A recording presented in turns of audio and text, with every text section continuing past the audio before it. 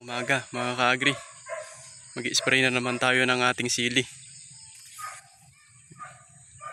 I-sprayhan natin siya kasi maraming mga ka-agri.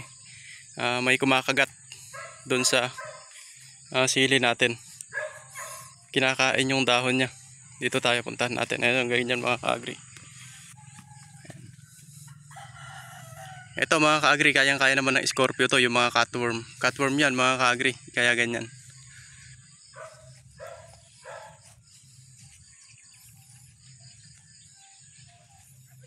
Tapos may mga nangungulot. Hanapin natin mga ka-agri yung nangungulot.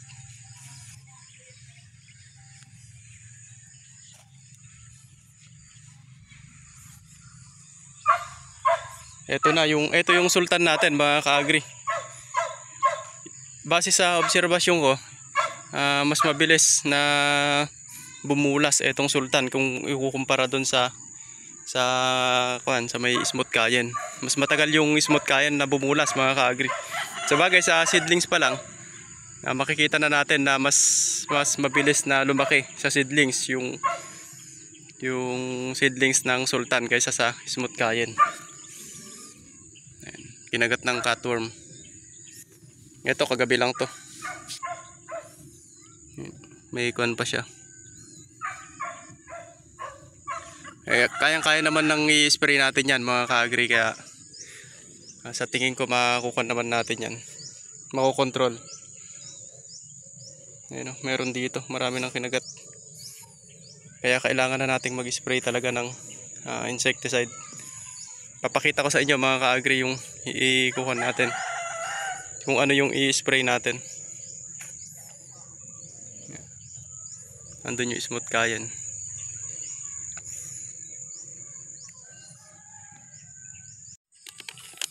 Ito yung i-spray natin mga ka-agri.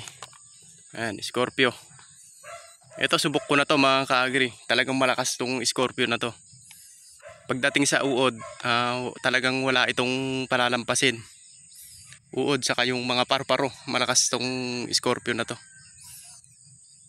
Ayan. May mga lumalabas na ganito, metomil, pero hindi ako masyadong kuwan sa kanila. Parehas silang metomil. Ayan, yung ganyan niya, metomil yung active ingredients niya. Hindi ako masyadong satisfied dun sa may performance ng ibang metomil. Ito talaga, subok ko na, talagang malakas. Ito naman mga ka-agri, fungicide. Ito yung fungo free. Nilagay ko lang dito sa lagayan ng Caltrac. Kasi pagka nai-stack kasi yung fungo free mga ka-agri, yung mga mancozeb ang iin ito. Pag na-stack kasi yon, nagbubuo-buo siya. Medyo mahirap siyang tunawin doon sa sprayer, bumabara doon sa salaan. Kaya nilalagay ko siya rito para hindi siya magbubuo-buo. Safe siya. Saka kahit dito, kahit maulanan siya, hindi siya mababasa. Ito pa yung isa, mga ka-agri, na ihahalo natin. Kasama ng kapartner ng Scorpio na yan. Uy. Eto, Pegasus. May nagsabi sa akin mga ka-agri na malakas din daw itong Pegasus sa may mga nangungulot na dahon. Kasi may pa isa-isa ako nakikita na nangungulot yan mga ka-agri. May nagsabi na malakas din daw itong Pegasus na to sa pangungulot. Kaya susubukan din natin mga ka-agri. Pag malakas, pag kayang-kaya niyang kuanin yung kulot, hindi muna tayo gagamit ng kahit anong insecticide dyan na para sa mites saka sa trips. Ang gagawin natin, ito lang muna para makita talaga natin yung epekto, kung kaya niya ba talagang alisin yung kulot. Kasi kung gagamit tayo ng ibang insecticide, halimbawa ng Abamectin at saka yung mga Agrigard saka Agrimec, yung Oberon Speed, yan puro Abamectin yan mga ka-agri.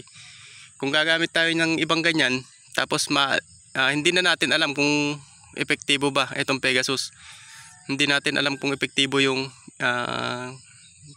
kuan natin, yung tinetesting natin gamot. Kaya kailangan ikuan natin to, yung wag muna tayong gagamit sa loob ng 15 days. Kasi nga 15 days makikita nyo na kung nagamot niya, kung nagamot niya, kumbaga kung na-cure niya yung yung kulot na nandyan. Yung kulot naman ngayon mga ka-agri, maghahanap ako ng may kulot dyan, tutulusan ko siya, tatandaan ko para makikita ko kung talagang nawawala. Kapag nawawala at nagbago na siya, ibig sabihin epektibo nga itong Pegasus. Pagka hindi siya nagbago, hindi siya epektibo. Pero ang pinapatay talaga nito, sinabi ko na rin sa nakaraang video ko mga ka-agri, ay diamond backmoth. Yun talaga ang pinapatay nito. Para siyang rimon. Kung alam nyo yung rimon mga ka-agri. Dati yung Exalt, yun lang din ang pinapatay niya. Hindi ko alam kung bakit yung Exalt ngayon ay marami nang nakalagay na pinapatay. Pero marami naman talaga siyang kayang patayin yung Exalt. Ito namang kwan na to, etong Scorpio natin, marami ring pinapatay. Ayun o, cutworm. Kaya naglalagay ako ng Scorpio kasi nga may cutworm, pinuputol yung dahon ng kwan natin, ng sili natin. Sa may kamatis, may fruitworm din siya. Ibig sabihin, pagka mayroon siyang uod na fruitworm, pagka may bunga na, pwede rin ito. Pag nagpapabunga, may mga beetles din dyan, ayun o. Apid, trips. Ibig sabihin, kayang-kaya niya rin pala mga ka-agri yung trips. Ayun.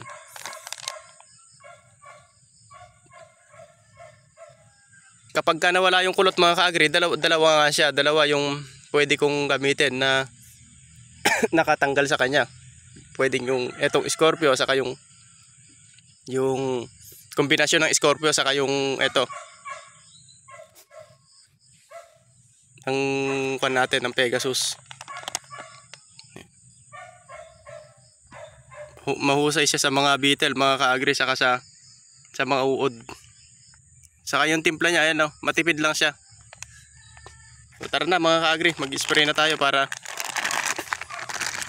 makatapos din tayo ng ginagawa natin. Ito mga ka-agri, Mancozeb, tatandaan nyo. Kuwan yan, Punggupri.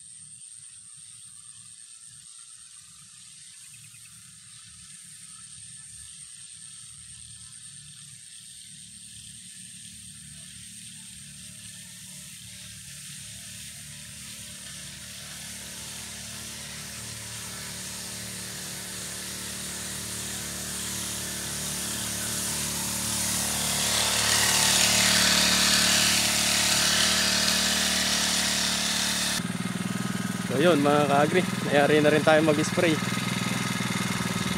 Medyo tinanghali na tayo mga ka-agri dahil nasira itong sprayer natin, kaya ginawa muna natin. Ayan mga ka-agri, susubukan muna natin yung Pegasus. Bibigyan natin siya ng oras para panahon para makita natin kung maganda ba talaga yung epekto ng Pegasus. Sa content na to mga ka-agri, yung Pegasus lang talaga ang kinuman ko, yung dinokumento ko para matandaan ko rin, malalaman ko rin kung maganda ba talaga yung Pegasus. So yun lang, maraming salamat mga ka-agri.